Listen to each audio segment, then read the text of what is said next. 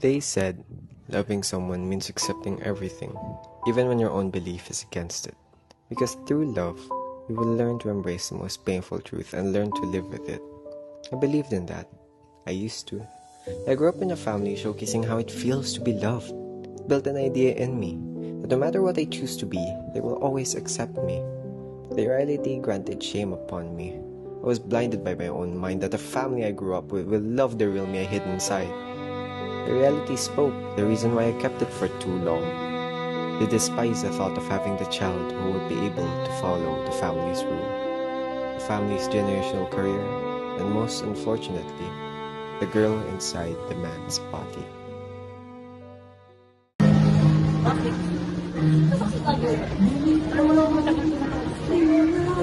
Naiintindihan ka na. Napag-isipan mo lang. Tama ko.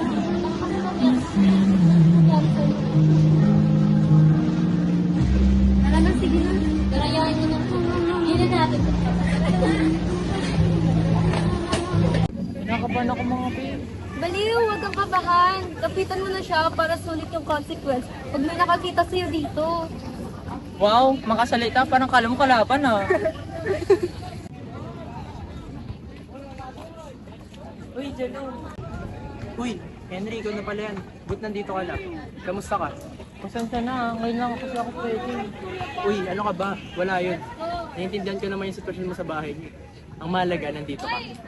Sure ka ba? Ano ka ba? Kailan ba ako hindi naging sure sa'yo? Tangina si Kuya Pula dito. No nga. Kasi si Henry. Tara, dali. Punta natin.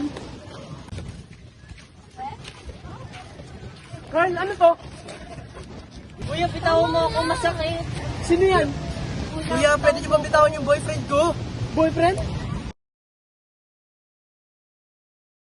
Anak, gusto ko paglaki mo maging sundalo ka. Ang lalaki ay matapang, matikas, matatag at higit sa lahat may prinsipyo.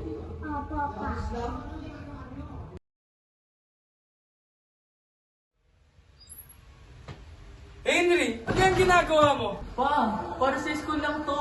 Hindi na mauulit. Talagang hindi na mauulit. Lalaki ka, hindi ka babae. Sa susunod na makita kitang ganyan, bububugin at papalayasin kita. Tandaan mo wala akong anak na bakla ha. Ano na ba nangyari? Ang aga-agang ingin ng anak mo? Pagsabihan mo yung anak mo ha, walang bakla sa pamilya natin. Ginawa mo na siguro, no? Kung ako yun, hihiyak na talaga ako. Matatakot. Masundalo pa lang yun. Kung ako kay Henry, ko, magbago-bago na siya. Puro kahihingan sa pamilya nila yun. Tara na. Ma, Ano na ba nangyari? Di ba sinabi sa'yo ng tatay mo? Tama naman sinabi niya.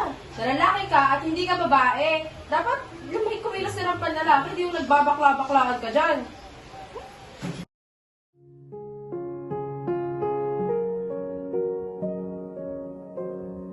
Every person in the world has their own fight.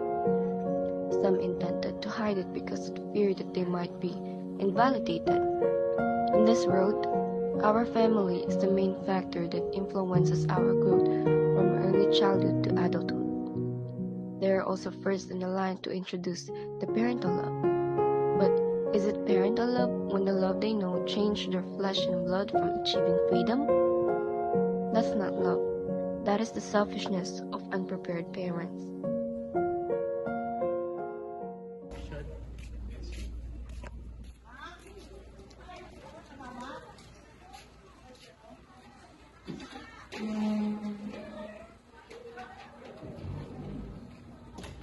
Ano mo tol, paldo ka na naman. Daya.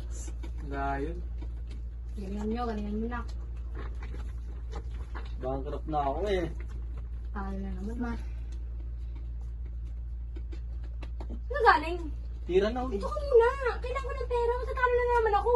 Teka lang, ma. Kakagaling ko lang kala Henry, oh. Tsaka bakit ba puro ako? Diyan naman sila kuya.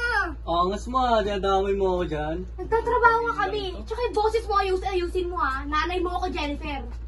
Kailan pa ba yan, ma? Sa 2 taon, naghahanap yan ng trabaho? Eh, puro bisyo nga lang yan, eh. Ang kapal ng mukha mo, alam mo dami mong tinutulong sa bahay na to ah. Tama na nga yan. Naka ng pera. Jennifer. Huwag ka na magreklamo sa amin. Bilisan mo. Ano naman yan? Natutulog yung tao eh. Gising ka na pala na. O, kalma lang. Itong ate mo kasi puro daga eh. Diyos ko, ano bang bago? Kulang-kulang na nga yung allowance binibigay mo sa akin eh. Ba't kita bibigyan ng sobra-sobra? Hindi ka nga nag-aaral ng maayos. No! Ayusin mo yung panalito mo sa kapatid mo ah. Ayusin mo.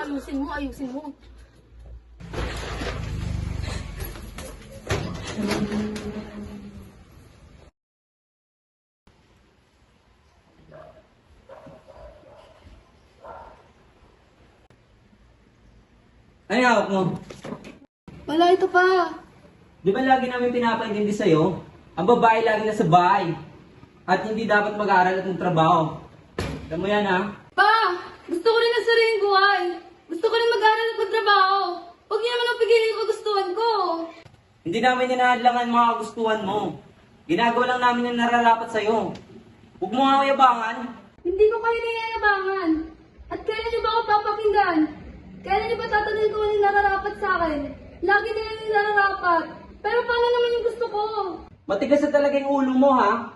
Hanggat andito ka sa pamamahay ko, ako ang susunod. Hindi naman natagaya kayo. Gusto ko na makalis sa ba? Hindi pa rin talaga ako okay. Iniisip ko pa rin nangyari kanina. Magkakaibigan na talaga tayo. Sabay-sabay ba naman nagka-problema? Oo nga eh. At kaya hirap pag ito to sa Tingin kasi nila, kapag nandito ka sa mundong ito, hindi ka naiiba. Dapat lagi kang sumusunod. Iniisip ko nga, kung magbabago na lang ako eh. Maging lalaki na lang kaya ako. Hay nako, tama na yan. Sundin mo na lang nilalaman ng puso mo. correct ka dyan, Chris. Kahit hindi natin ma-apply.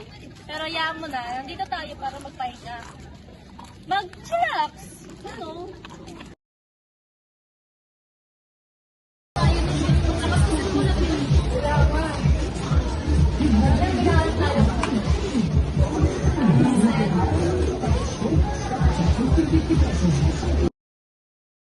Sabi oh. Ano na? Pati, sino yan? Hala ko lang po, hindi mo balita. Hindi ba, be? Ano ba yung sexual din? Bagay kayo. Ay, naku. Sige na. Tigilan mo ako, Pangako, Jennifer. magiging kayo niyan. Ayoko. No, wala po na lang. Malay mo mag-work. Oo. Diba? Ganyan na ako mag-work. Dali na, be. Hindi na nga. Masabi mo. Yung pangalan mo. Angelo.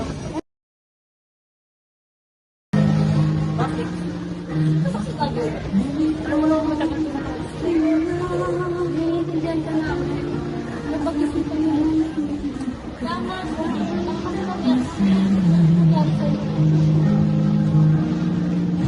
Tara na, sige na. Karayahan mo na. Yun na natin. Kinakabahan ako mga babe. Baliw, huwag kang kabahan. Kapitan mo na siya para sulit yung consequence. Pag may nakakita sa'yo dito. Wow, makasalita. Parang kala mo kalaban, ha? Uy, Jalo. Uy, Henry, ikaw na pala yan. Ba't nandito ka lang? Kamusta ka? Pasensya na, ngayon lang kasi ako pwede. Uy, ano ka ba? Wala yun. Naiintindihan ko naman yung sitwasyon mo sa bahay niyo. Ang mahalaga, nandito ka. Sure ka ba? Ano ka ba? Kailan ba ako hindi naging sure sa'yo? Tangina si Kuya Pula dito. Wala ko nga. Kasi si Henry. Tara, dali. Punta natin. Carl, ano to? Kuya, bitawan mo ako, masakit. Sino yan? Kuya, pwede niyo bang bitawan yung boyfriend ko? Boyfriend? Boyfriend pala, ito, tikman mo. Uy, Jelo. Tara na, kaya mo na yan. Ano ba kasi niya? Umakit ka na. Okay, ito na yung anak niyo magaling. Tangina, Carl! Akala ko mali kami ng hinahan ng papa mo! Di ko akalain na magkakaroon kami ng anak na bakla! Ma, I'm sorry. Tangina, nahuli lang ako umuwi. Kasi ito na yung madadatnan ko. Lintik na buhay na yan. Nakakadiri ka! Ano kaya isipin mo ibang tao sa pamilya natin? Nanggaling pa tayo sa marangal na pamilya. Nais mo pa talaga magpayasin ng mama at papa, no? Saan ka na naman kumuha ng kapal na mukha para may paglandian sa labas?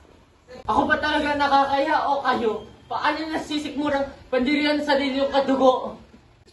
Alam mo naman kasalanan niya sa Diyos, di ba? Paano naging kasalanan ang magmahal? Hindi ba't kayo makasalanan? Sinasabi ko ni, sa yung baklang ngaliparot, ayusin mo ang sarili mo kung ayaw maulit ang pambubugbog ko sa'yo.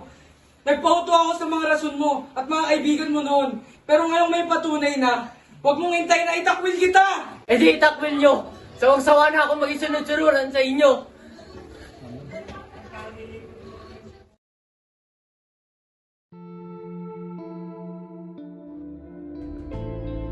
We all have the capability to promote and launch campaigns and advocacies to help fight all kinds of gender discrimination. Kung ito ang buwan na para sa aming mga babae, bakit pakaramdam ko na hindi ako kabilang?